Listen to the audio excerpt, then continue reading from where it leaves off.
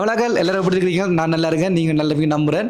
பார்த்தீங்கன்னா இலங்கையில் வந்து கொஞ்ச நாள் வந்து பேடி ஒரு இனத்தத்துக்கு முகம் கொடுத்துட்டு இருக்காங்க. அதாவது மழை வந்து வெள்ளம் வந்து வெள்ளப்பெருக்கு வந்து எத்தனையோ பாலங்கள் உடைஞ்சு போயிருக்கு, எத்தனையோ மக்களோட வாழ்வாதாரம் பாதிக்கப்பட்டிருக்கு, எத்தனையோ மக்களோட வீடுகள் உடைஞ்சு விழுந்திருக்கு.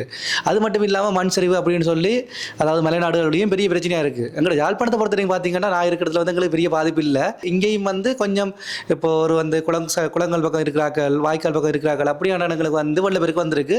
வாழ்வாதாரங்கள் வீடுகள் வந்து ஒரு இடத்துல இருக்காங்க. ஸோ இந்த இப்படியான சிச்சுவேஷன் போயிட்டு இருக்கும்போது அதிகமாக பேசப்பட்ட விஷயத்தை பார்த்தீங்கன்னா டயலாக் தான். என்ன தேடுறாங்க? டயலாக்கும் வந்து ஏர்டெல் வந்து இலங்கையில் ஒன்றா தான் இருக்குது. ஸோ அப்படி ஒன்றா இருக்கிற ரெண்டு பெரிய நெட்வொர்க்குமே வந்து டவுன் ஆகிட்டு, ஃபுல்லாகவே டவுன் ஆகிட்டு. அதாவது ஒரு கால் ஒரு மெசேஜ் எதுவுமே செய்யற அளவுக்கு போயிட்டு, இன்டர்நெட் எல்லாம் நச்சு கூட பார்க்குற அளவுக்கு போயிட்டு. No comments. சிம்பிளி வேர். டயலாக் தரப்புலையும் சொல்லியிருக்காங்க அவங்களோட ஃபைபர் ஆப்டிக்ஸ் கேபிள்ஸ் வந்து பிரேக் டவுன் ஆகிட்டு, அதாவது பிரேக் ஆகிட்டு, அதால் வந்து நெட்வொர்க் டவுன் ஆகிட்டு மாதிரி சொல்லியிருக்காங்க. என்னென்ன சொல்றான் பாருங்க, கம்பி கட்டுற கதையெல்லாம் எடுத்து போடுறாங்க. ஸோ அப்படி ஒரு விஷயம் போயிட்டு இருக்கு. அந்த டைமில் வந்து பார்த்தீங்கன்னா மொபைட்டிலும் ஹச்சுமே நல்ல கவரேஜ் கொடுத்துருக்காங்க. அது என்ன ஒரு இன்ட்ரெஸ்டிங்கான விஷயம் பார்த்தீங்கன்னா ஒரு நாளில் மட்டும் மொபைல் சிம் வந்து 5000 சிம் மேலே விற்றுருக்காங்க. வியாபாரமே ஆகாத ஓட்ட தக்காளி எல்லாம் வியாபாரம் பண்ற